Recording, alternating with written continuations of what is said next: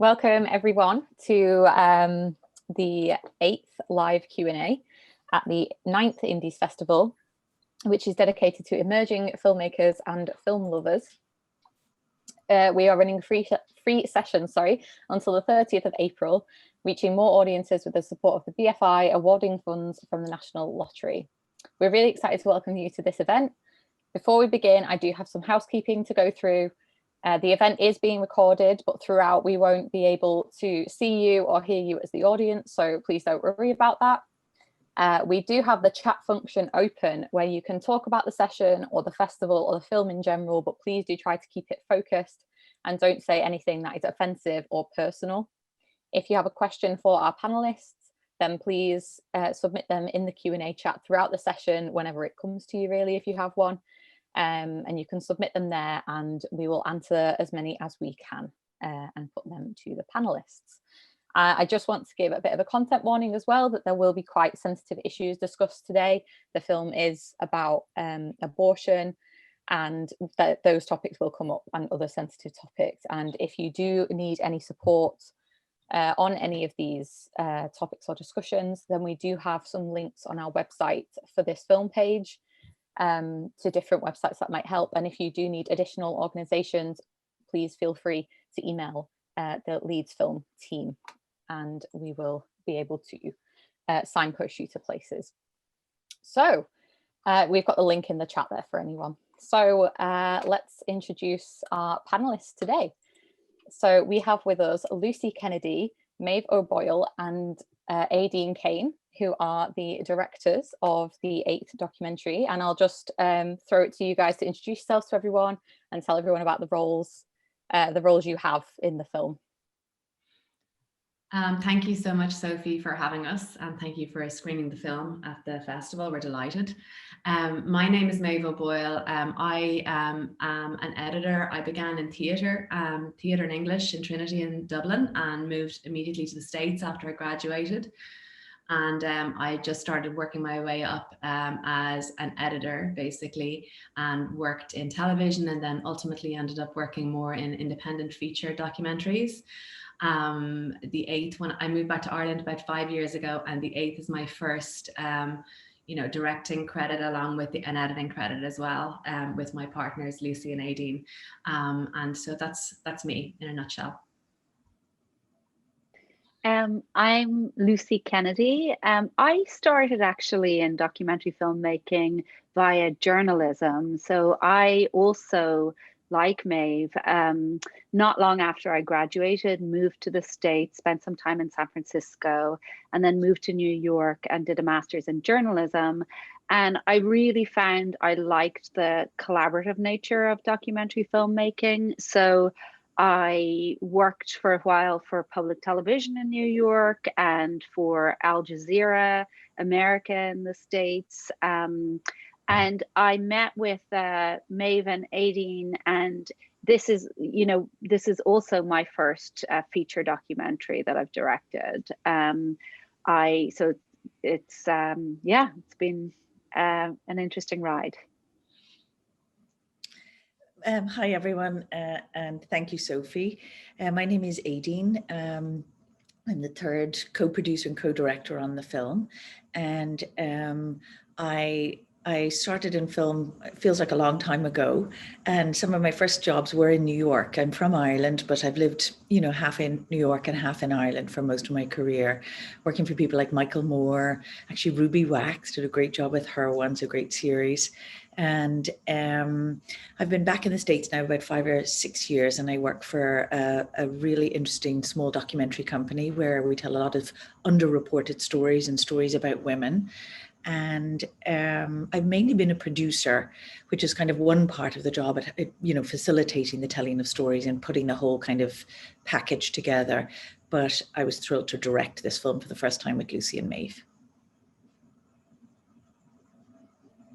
Fantastic. So how did you come to make this film together, like the three of you, and what was your I suppose motive and aim behind making the film about the topic that it's about? Well, just to start, and the other guys will, I'm sure, add in as well. But well, first of all, we came together back in 2016, the three of us. We met in New York, if I remember correctly, and Aideen and I had known each other for a good 10 years. I'd never met Lucy before, and Aideen and Lucy knew each other. And so basically the idea was, you know, we were all very interested in this topic because we'd grown up in Ireland back in the, 70s, 80s. We'd lived under the shadow of the 8th, and we had witnessed, without a doubt, many, many horrendous stories of women traveling to the UK and beyond for terminations, and also just women stuck in Ireland in crisis pregnancies throughout this period. This was kind of a shadow that honestly was cast over our lives throughout, my entire kind of coming of age, just speaking personally. And so it was a very important story that I felt we needed to tell our generation for sure. The three of us coming together, we had that in common, obviously, when we began, but also we had, it was an interesting idea to kind of collaborate and have three directors. It's kind of a little bit unorthodox to have three directors, but we felt that the three of us had really, really different skills. And, with the combination of Aideen's brilliant producing skills, Lucy's investigative journalist skills, and my kind of storytelling narrative skills, that the three of us could potentially really make a good film. And the other thing about it was that the movement, I suppose, was so large and so massive, and it was building at that time. We met in 2016, we started kind of researching in 2017, that it was amazing to have the three of us kind of share the responsibility and be able to kind of like share the directing parts, the producing parts, ask each other to go and do different parts at the same time simultaneously, and kind of gather the story in this way, which is, a really interesting collaborative way of making a film, which obviously all films are collaborative, but it was really nice to have kind of the three of us to kind of come together to kind of capture different parts of the story. One of the things early on that we kind of decided was, how do you make decisions when there's three of you together doing this? And so essentially we decided to kind of have a democratic kind of, rule whereby if two agreed, we would kind of go with it. But ultimately it almost always kind of collaborate. This is more like when you're in a rush or whatever, and we had to have two people agreeing versus whatever. But basically that never really came up much. We just decided generally we were kind of on the same page.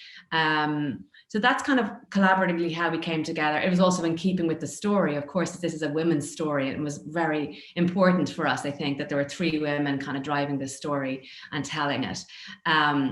One of our early ideas actually was the chorus of voices that was in the film. This was something that we kind of thought about, I think, the three of us, before we even did any filming at all. And in some ways, for me, it's very symbolic, because in a way, it's kind of like the backbone of the story. It is what you basically are driving the story to, the idea that these women who have been silenced for the longest time are finally kind of having their voices heard. And so sometimes when you're telling a story and you're trying to figure out how to tell a story, when you hold on to the nugget of an idea like that and you try to build to it, it can help you like tell the story as you go. So that was one of the things that we did early on, and it was a really helpful kind of tool to use in order to be able to tell this story kind of provocatively and interestingly, and and that was it. But I'm sure the other guys would like to chime in, possibly, because there were many more reasons. But anyway, go for it. Well, I think one of the reasons as well that I didn't realize would be such a big part of sort of the process was when you're making an independent documentary, there's a huge amount of fundraising that goes into it. So it was and early on that can be tricky, just kind of figuring out how to complete applications and all that sort of thing. So the morals, not only sharing the workload, but the moral support of, each other to push each other forward as well. One of us might be a bit blue about things, but then the other two would come together and it would keep us moving our forward momentum. So that was tremendous, and I see I have another friend who's making an independent documentary on her own, and I see how hard it is to get through some of the more trickier things. Because one thing we talk about as a group as well is, we've done all different kinds of work, and I've done more commercial work as well. But the really amazing thing about making your own feature documentary is having creative control. But with that comes then having to figure out how to fund. So having the collaboration of all of us was sort of essential, and the moral support as well, I would say. I was just going to chime in, Sophie, to say, going back a little bit to the origins of the story, is that in 1983, when the Eighth Amendment came in, that, you know, equated the mother or the woman to the unborn, I was a teenager. And so I was just about to like take on the world and, you know, really find my own voice. And to have something like this told to me, you know, about the country that I lived in was just crushing. And it took a very long time. Like when I got together with Lucy and Maeve, I actually had a young daughter, and it was part of my motivation was that she would never find herself in that situation, because, you know, as an Irish woman, even at that time, I still felt like I didn't have a full voice in Ireland. And even though I was rearing my daughter here in New York, I was determined that I would do anything I could to make sure that she would always find her voice. So as part of telling a film about amazing activists that are helping to make change, I felt like I was facilitating that. That's really great. And I really like the collaboration aspect, because obviously the movement itself is massively collaborative of women coming together. And it makes so much sense to have the crew like yourselves behind the film also doing that. And, you know, bringing multiple strengths. I think often, you know, there is a thing about like auteurs and having your own, and that has its own merits, sure. But I think multiple directors can be amazing for so many reasons too. And it makes so much sense, like having you say that is, yeah, it just makes a lot of sense, really. And I think what you said there about young people, Aideen, and being young at the time, something that really struck me from the documentary was, I think it was Andrea says something about all people, there needs to be, she didn't really know how she was as a feminist herself, because she didn't feel like she fit into the narrative, because she loved like being glitz and glam and having her nails done. And I thought that was really great, because it's not often discussed. And she also discussed that, I think she said a great quote at one point that was, if I'm going to butcher it, I won't say it as well as she did, but she said something like, to reach a full society, you have to appeal to a full society. And I thought that was brilliant. And I don't know who of you wants to answer this.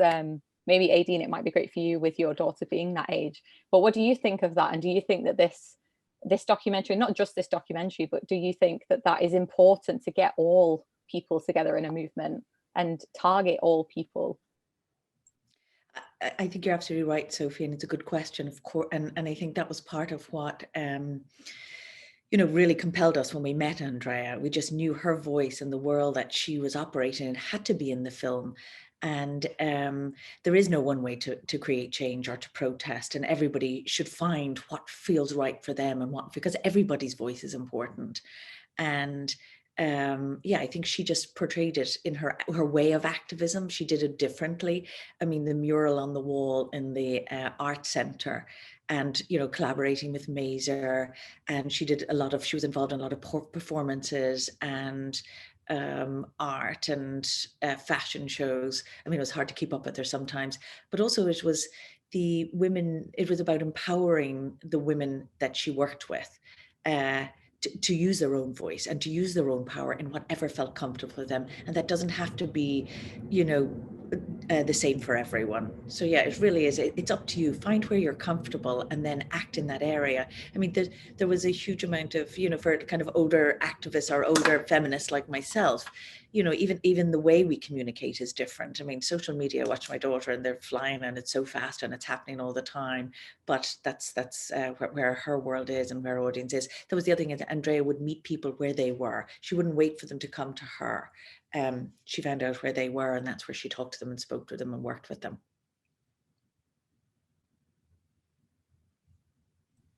And we actually have a question in the chat, which is exactly what I was just about to ask, actually. So that's worked out well. So I was going to ask, what was behind the decision to look at both sides of the debate, as opposed to just the Yes campaign side? And you actually featured a few people who were against repealing the A's. And Lauren in the chat has asked, has said, what surprised me the most about this doc was how balanced it was. Was it hard to give the No campaign a voice, or to get them to be a part of it? And she says that she would have found that very difficult. So what was, I suppose it was quite a complex thing, really. So what was behind that decision? Well, you know, when we came together to make the film, the three of us are pro-choice, and we always knew that the film was going to have a point of view. But we also, and we were very open with the No side about this as well, like when we reached out to them to interview them. But it was important for us for a few reasons to, you know, show their point of view. One of them is, you know, it's a deeply held point of view by many people in Ireland, you know, still by a sizable minority. So it was important to give voice to that, and it is a very difficult subject, and you know, there are people with good motivations on all sides. So that was part of it, but also another large part of it was, in order to understand the issue and in order to understand from sort of a narrative storytelling point of view, we really needed to show what the Together for Yes campaign were up against, and what, you know, otherwise it would have just been, there wouldn't have been the same level of tension in the storytelling. So in fact, you know, we it's interesting because I think we would have even allowed for some more of that voice. I think we would have liked to be inside their campaign a little bit more. Understandably, they were a little dubious of us, and we didn't get the same kind of access. But I do have to hand it to the people, Cora Sherlock, Wendy Grace, who came forward to give their perspective in the film. And, you know, all of us have lived in the United States, and in the United States, it's a very kind of binary, polarized issue, and it's hard to have a discussion about things. You know, there's things with Wendy Grace, for example, about when she talks about feminism and women need to be supported more. Absolutely, I absolutely agree with that. I just think that women also need to have the right to make their own decisions. So I think you get into a much more sort of nuanced conversation when you allow for differing and divergent opinions. Sophie, I'd just like to add on to that is that, you know, from the perspective of filmmakers making a film where a political film, I suppose, in a sense, where our own personal politics are involved. And it goes back to the collaboration as well. I mean, it was very intentional on our part that we would be considered about every decision. And, you know, and that's a wonderful thing about having, you know, more even than one partner. But I think the other thing is when approaching a film like this, it gives you, and you're so passionate about one thing, it gives you an opportunity to step back actually, and you know, apply a rigorous approach to your own thinking. So even in that, in everything, like from the process of making decisions and listening to the two partners going, okay, you know, so you're constantly saying open and curious. It's a really rewarding and fulfilling experience. I totally agree with Aideen, and I think that's something I know I struggle with all the time in everything, in filmmaking and in life. And you come in with sort of your own point of view about things, and it's quite hard and humbling to say, okay, actually, you know what? I have to consider where this person is coming from.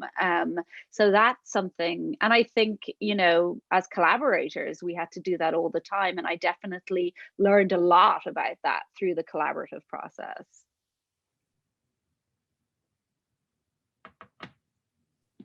So kind of, that's again brought us into a good, nice segue into the next question, which was something that I personally found very interesting was, like you say, you've all lived in the US as well, and it is so often a binary argument of like very harsh on one side, very harsh on the other side. And I think something that was super interesting in this was the focus on showing the middle ground voters and the aims of the Yes campaign, and assumedly the No campaign as well, to tackle the middle ground voters and see how they feel and try and, you know, explain to them, I suppose, each side of the debate and each side of why people felt so strongly. And I think that was so many great points were brought up by people. I think there was a lady who said something like, I don't like abortion, but I also don't like something to do with who was deciding, I believe she said. And I think that was so important, that it's not necessarily so extreme on either side. You can be in the middle, and it doesn't mean that if you're unsure on this, it doesn't mean that this person is a bad person or anything. So what was there a reason that you focused, was this kind of the reason that you focused on that? And I suppose did all of you living in the US as well as Ireland kind of make that decision or influence that decision, should I say? I don't know if Aideen wants to start. Yeah. I think the first thing you've got to remember is that we were documenting campaigns and a time in Ireland. And so in terms of the campaign and the strategy, work had been done going back years on messaging. At least we can say that on one side of the Together for Yes, the people who are campaigning to change this law, they had been working with communication strategists and polling and research for years. I mean, in about 2012, you could tell in Ireland that this was going to happen. There was enough coming from the European Court of Human Law. Ireland had to pay attention and had to make a change. So I think a lot of the work started around then. So the campaigners identified who they needed to persuade to change their mind and vote to change this law. And they decided that, or it was told to them, and all of the work that had been done was that they needed to be very calm. They called it the middle ground.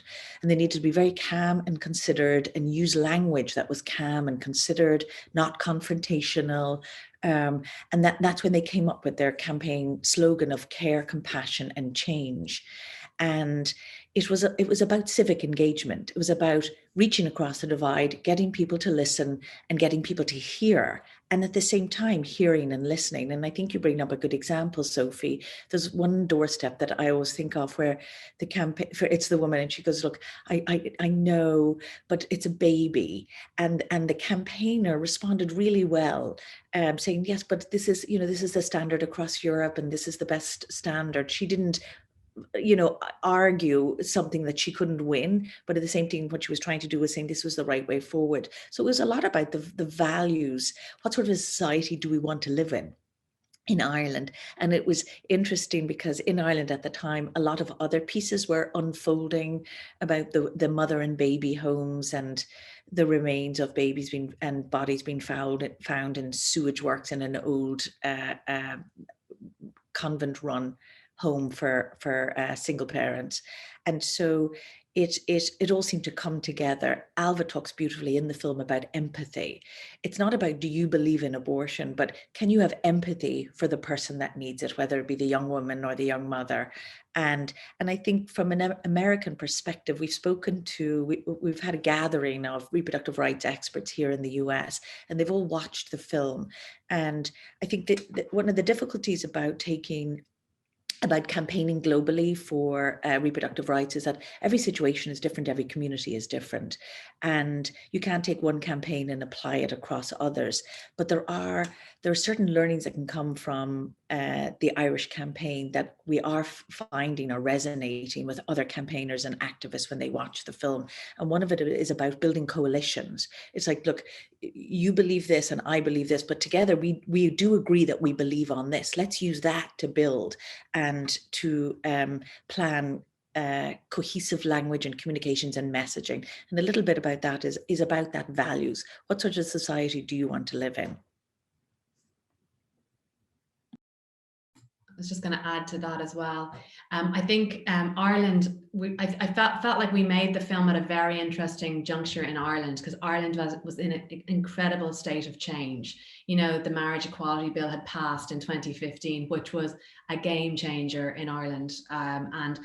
And a lot of the activists that were involved in that were also involved in, the whole, repealing of the 8th, and they had learned from that. And, the the main arguing principle in that one was all about love. It was about, caring and compassion in its own form. And they won, it was an incredibly persuasive message, love each other, male or female or whatever, wherever you are in the spectrum. So it worked, and and overwhelmingly. And I suppose so they took the lessons from that as well, and they brought it forward into 2018. And it just was a really interesting time. I think the reason why we tried to document the people on the streets, the people who were conflicted, as Aideen says, at the door and saying, but it's a baby, it's because Ireland was in such an interesting change of flux, and still is, where it's like, it was this, the old Ireland, new Ireland problem. It's this constant juxtaposition and the struggling. And so we were trying to document that always in the film, showing that people were still struggling, but they were trying to get there. So that was another reason for kind of bringing in that kind of middle ground kind of part, because also as Aideen says, we're following a campaign as well, and they are that is their mantra. It's care, compassion, change. So but you could see it on the streets everywhere we went. So that was just an incredibly important part of it as well. I think also another part of it, and this was something that was learned from the marriage equality referendum, and I think, as Aideen said, some of these lessons can be learned, can translate.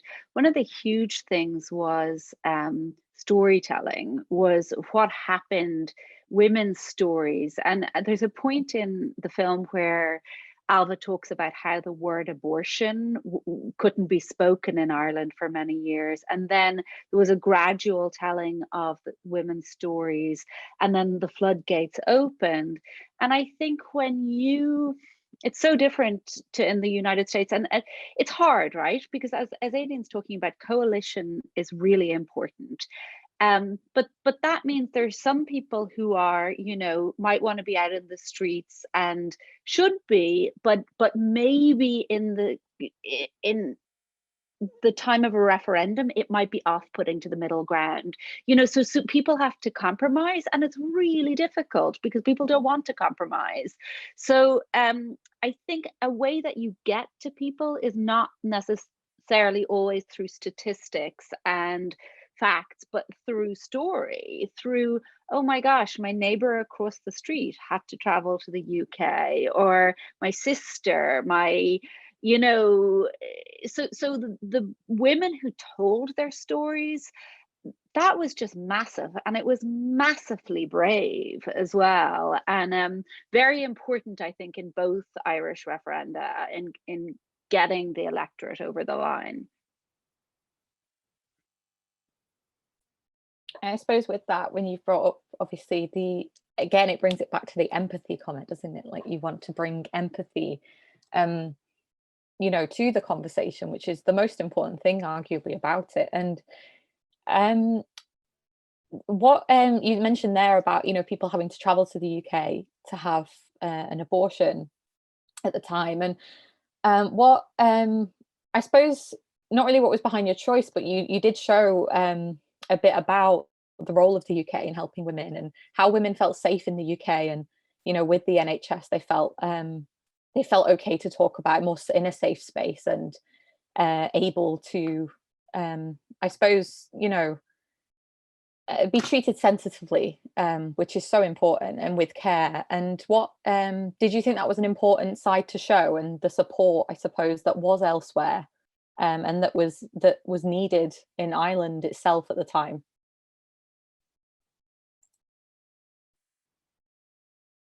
Oh, sorry, maybe Maeve, do you want to take that? Or Aideen? Yeah. Aideen, I think, were you going to? I'll start, and I'm sure Lucy and Maeve will have pieces to join. I mean, we're so thrilled to be showing the film in the UK at the moment. Other than the first showing in Ireland, this was the second place that we've been looking forward to showing this film. And it is to celebrate the support that Irish women got through the years, and even right down to the vote, people coming home to vote, and the fundraising that happened here. But it was extraordinary. Irish women, I traveled in my early 20s from Ireland to London for an abortion, and it was very much finding, and I had friends, women I'd been to college with, somehow already in London. They got you the telephone number, supported me the whole thing. And I was very lucky because I had the money to travel, or I could find the money to travel, and it was easy for me to dip out of my life for a couple of days. But there are lots of women who couldn't. And so there's been extraordinary fundraising and organising going way back 35, 40 years in London. There's been a couple of different organisations involved, and they just made it easier in a really tough time. So you're leaving your country, you're kind of miserable, it's a big decision you're making. And then suddenly everything down from taxi drivers, because they knew the route, picking up from the train stations, going to the clinics. It was so many stories we heard about how sweet and how kind and gentle they were. Or if you turned up to a clinic and there were protesters there, and the taxi driver would drive the car to make sure that you didn't have to engage with them.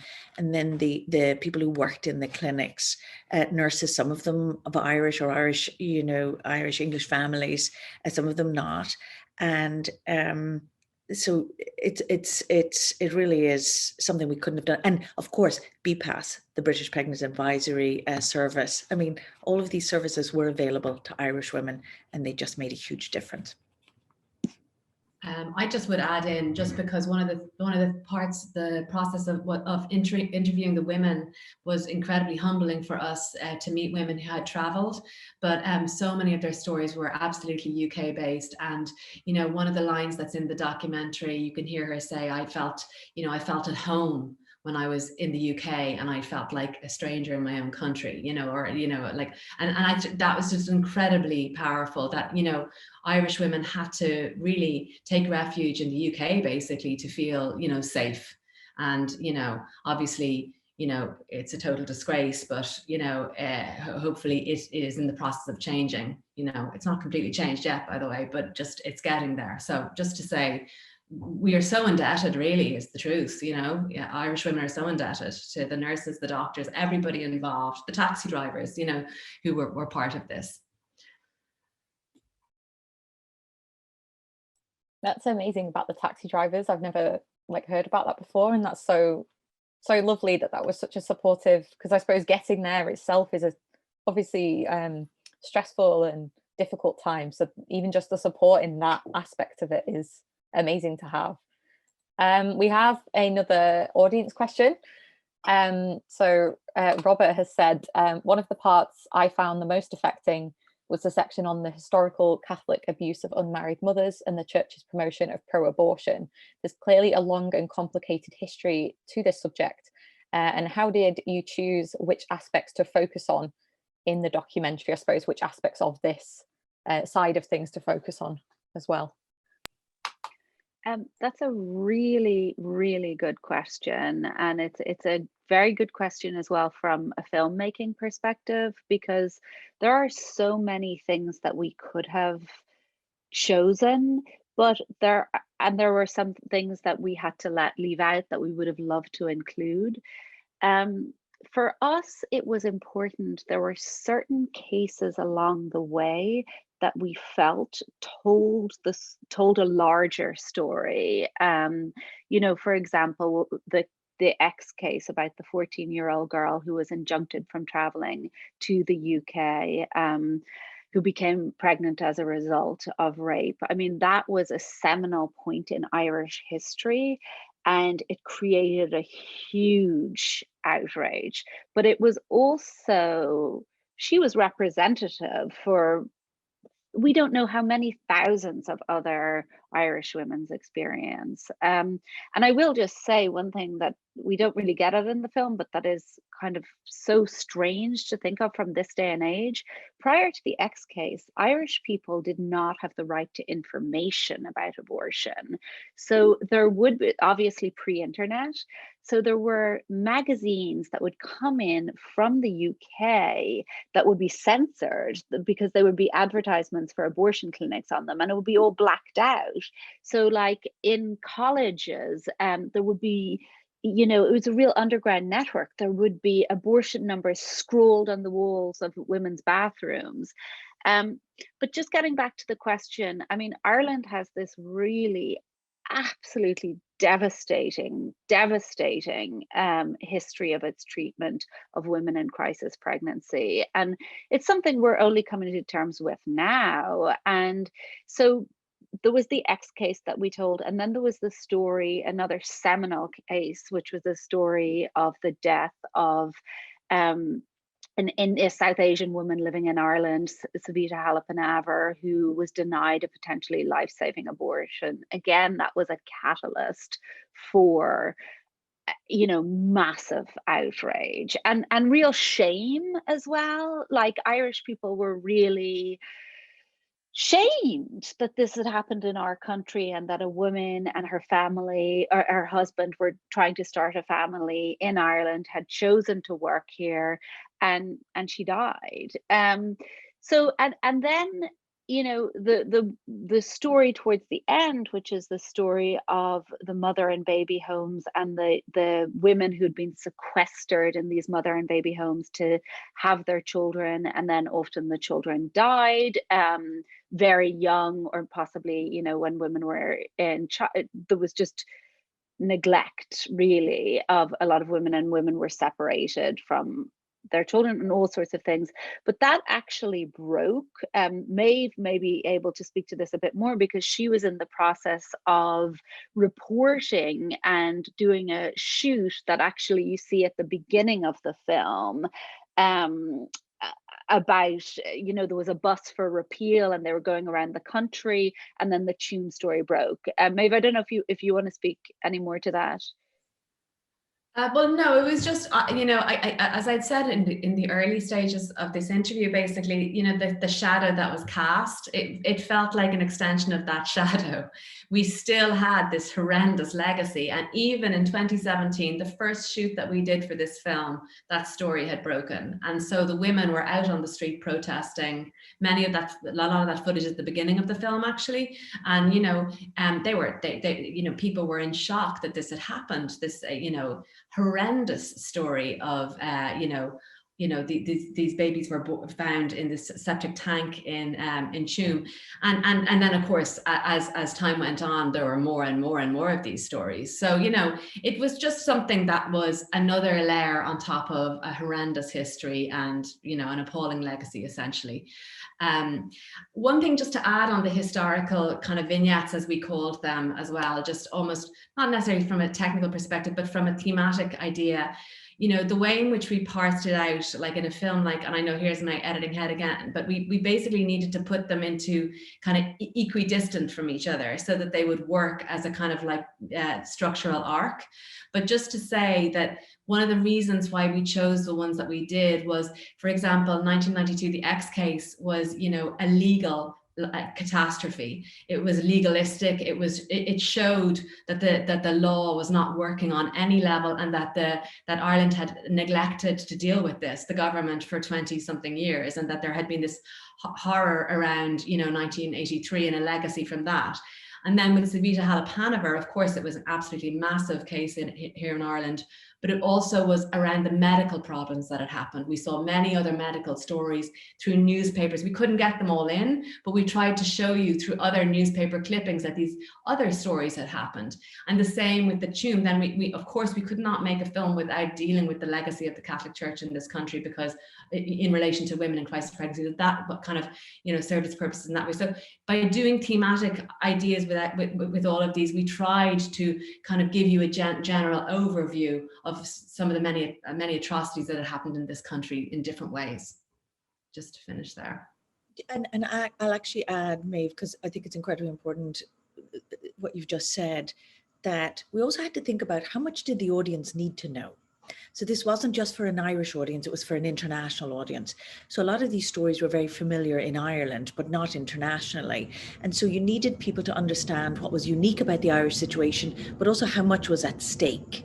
That if this didn't pass, this history, you know, was just going to continue to repeat itself. So decisions are always made about that. It's like, okay, you've only 85 minutes, or well, 95 in this film, but how much do you need to put in? And inevitably you're condensing, which is why the graphic treatment of the history, as Maeve said, was really cleverly done. It put an awful lot of material into a couple of minutes.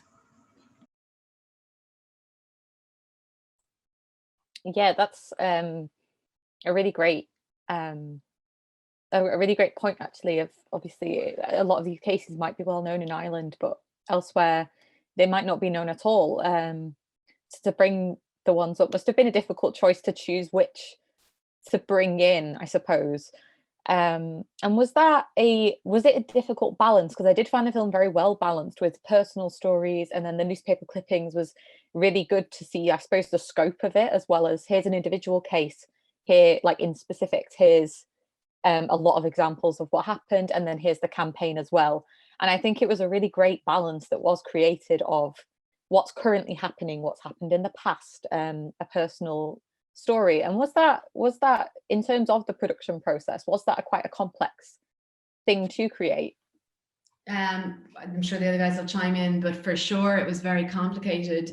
When you're making any film, you kind of know the strands that you have.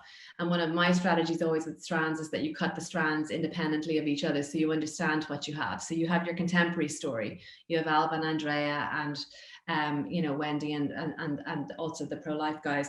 Then you have essentially you have your historical strand. And then you also kind of have, the voices was another kind of strand in and of itself, although it was one kind of compact thing, but we didn't know in the early stages whether we were going to interweave that or not.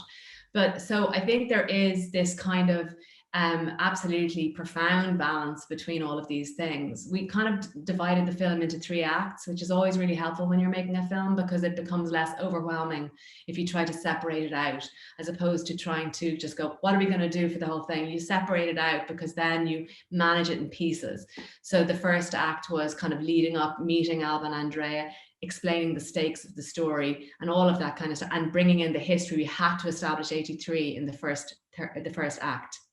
Act 2 is basically that grassroots, kind of on the ground, together for yes, dealing with it, Andrea doing her stuff. So you're fighting the fight in act 2, and you're also bringing in at least 2 other historical stories, and then finally act 3 is the win and the celebration and so on and so forth. But I suppose we knew that we couldn't overwhelm you with history. We needed to be light. It had to be a light touch, because we actually initially had, believe it or not, we had 2 other historical vignettes on top of the 4 that we had in. We tried to interweave them, and it was too much, because 1983 was such a massive thing to establish in and of itself. So you had to kind of make some, as they say, and you had to make some really tough choices. And we just decided to try and focus it from 83 up to 2018, so that we could really keep those historical vignettes alive, but yet roughly around 2 minutes or so you wouldn't feel overwhelmed with the history, because the contemporary was really what was driving it, but the historical was kind of like a backbone, if you like, that was giving you context all the time, reminding you kind of, oh, don't forget, there's this stuff that's happened in this country, you know what I mean? And they're all fighting it for this reason, but it has to be a light touch. So that, you guys possibly have other things to add.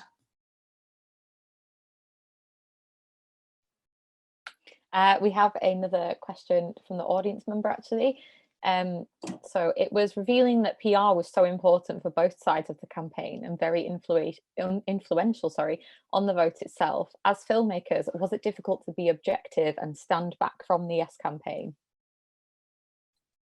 So I think that's a really interesting question, because I think that as I mentioned at the start, I come from a journalistic background, and there are some schools of thought within journalism about objectivity. And I think there's a difference between fairness and objectivity. So that's just sort of because I personally don't, I think every choice you make in filmmaking, in journalism, from who you talk to the words you choose, is quite subjective. But in terms of could we be objective in terms of telling the story of Together for Yes? Well, I mean, I think we could be fair. Like, for one thing, our film didn't come out until way afterwards. So we didn't have, the campaigners in our film had an agenda. They wanted to win this referendum, and that's what was important. For us, we wanted to tell the story of what happened. So I don't think it was hard for us. I don't think we ever actually, as filmmakers, felt like, oh, we want to present this side of things because it'll be better for their argument, or that side of things. That wasn't an issue for us actually at all, I would say. I mean, a different question, what was an issue was chasing down these characters because they were fighting a referendum, and we were saying, wait, tell us what you're doing next, because we want to come with a camera, and we weren't their priority. But I don't know if Maeve or Aideen have anything to add on that, but I actually think that's probably one problem we didn't have. I'll just add quickly that, you know, one of the nice things about it is that they were doing things themselves that you were kind of following. You didn't really you weren't able to dictate what they were doing. So you were kind of getting access to things that were actually happening. For example, the scene in the room where they're talking about, you know, the 12 weeks is a problem, what are we going to do? You know, that naturally unfolded. And that is one of the advantages of verite filmmaking, where you're a fly on the wall, because in terms of trying to tell the story as best you can. Obviously in the edit you can manipulate, but like as an editor personally, I try to just kind of find the truth of that scene and make it as true as possible. So in a way the content drove itself, like a lot of the time, you know, because we were just following these guys trying to get to the finish line. Don't know if Aideen wants to chime in. Small, I mean, I think you've both covered it very well, but sometimes the challenge is not having material recorded or captured to tell parts of the stories. And so that probably was challenging for us. Things happened very quickly. The government called a referendum with a very short window. And so we were only partway through fundraising. So we had to get ourselves on the ground in Ireland very quickly. And also with a campaign like this, so we had thought and talked amongst ourselves for a very long time about fairness and objectivity and interrogating each other's decisions and viewpoints, and making the most considered film possible. But when it actually comes down to it, a lot was about, what do we need to film? What is, oh, something's happening here this week. What's that going to end up being in the film? And so you end up being very stretched and very thin on the ground, because it's unfolding in front of you, and you're not sure which stories will end up being needed in the film to tell another part of the story. So, you know, there's the theory and then there's the practice.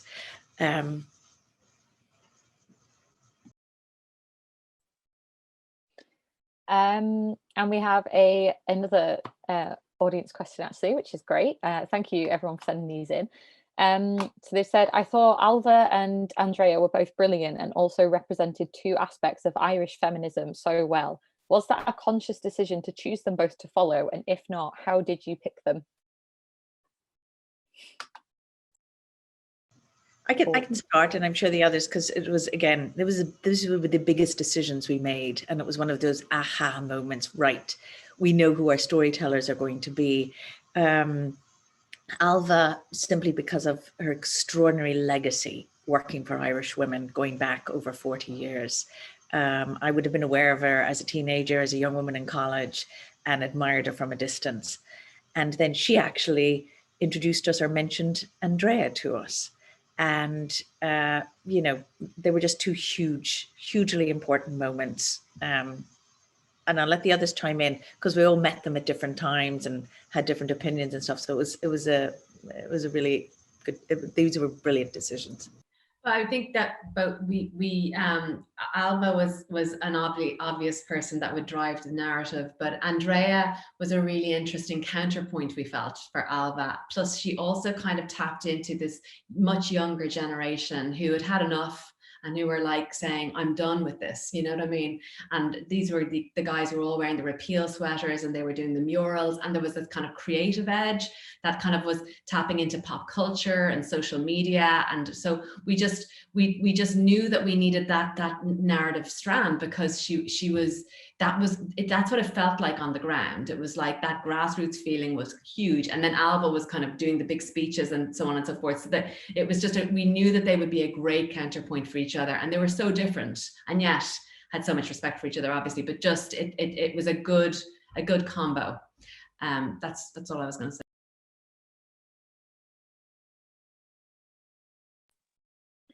And then I suppose for all three of you here, what do you hope that viewers get from your film? And is there anything that you hope that they kind of, I suppose, do you hope it brings like action that people can take?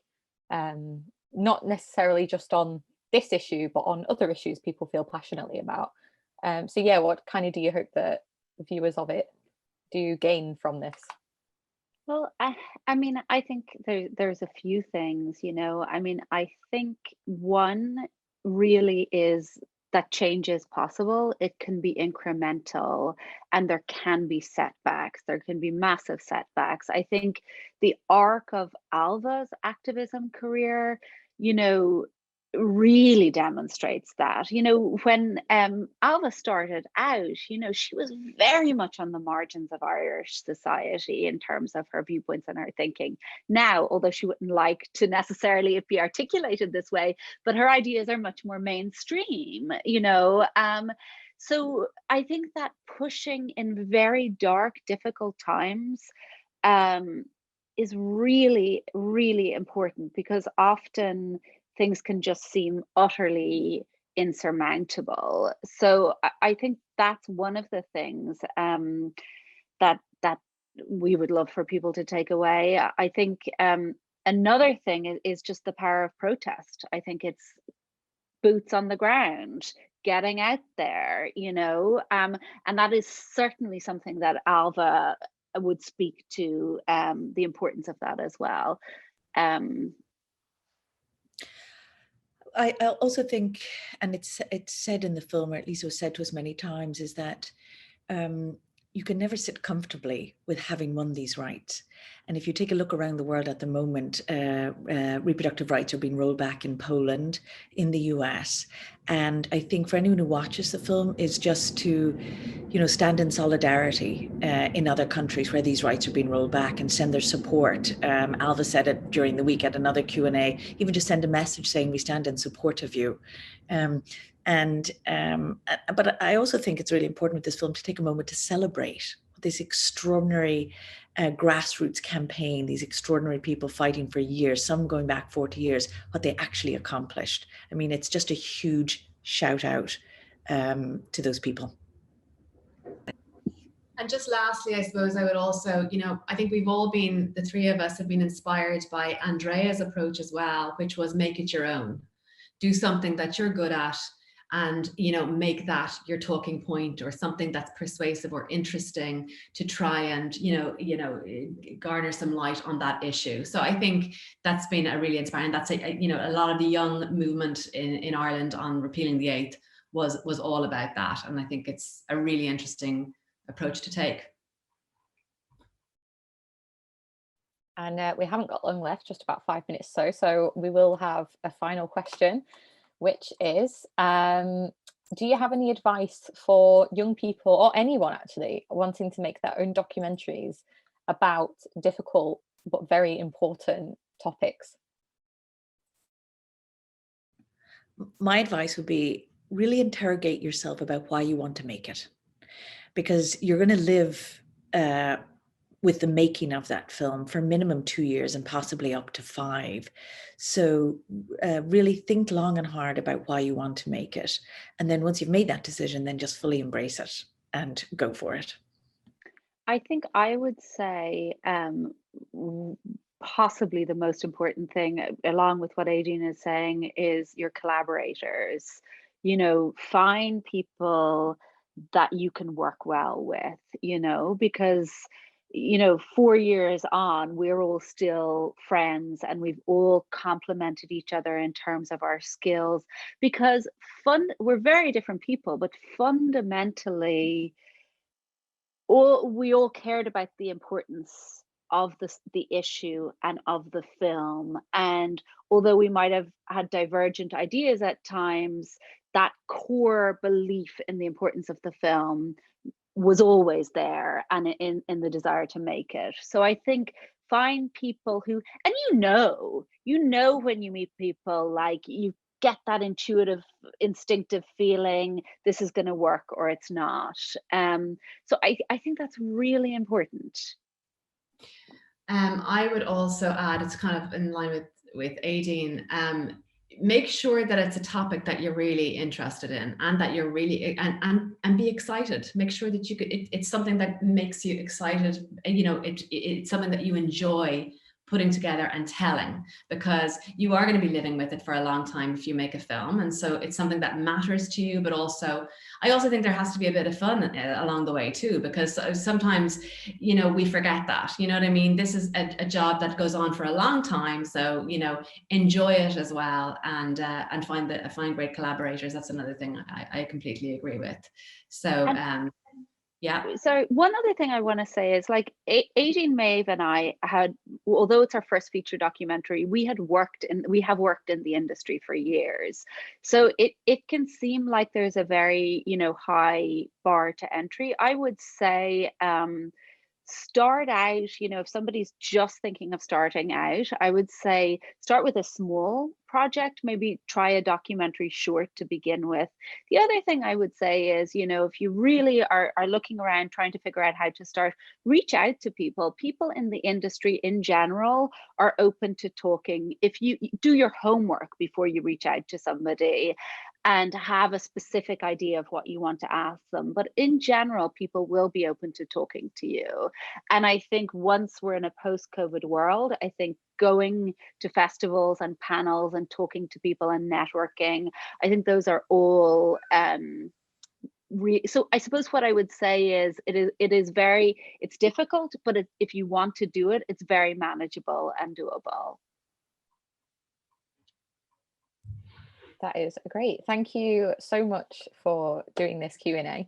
It was really fantastic. And thank you for making the film, because it was also fantastic. And also want to just say thank you to everyone who joined us and asked questions at this event and at the Indies Festival in general. We have a lot of sessions that are completely free that are coming up. I'll give you a few of these now. So we have Intimacy on Set with Sex Education and I May Destroy You's Ita O'Brien, which is on Friday the 9th of April at 6 p.m. We have the Script Supervisor of Peep Show and Sex Education, Natalie Shikluna, today at 4 p.m. And we have the documentary You Cannot Kill David Arquette with very special guest David Arquette himself, on Saturday the 10th of April at 7 p.m. And make sure to follow the Indies Festival. It's at Indies Festival, and use the hashtag on Twitter that is INDIs2021. Again, thank you so much. It was so great to speak to all of you about this. And thank you everyone else as well. Thank you. Bye. Thank you so much.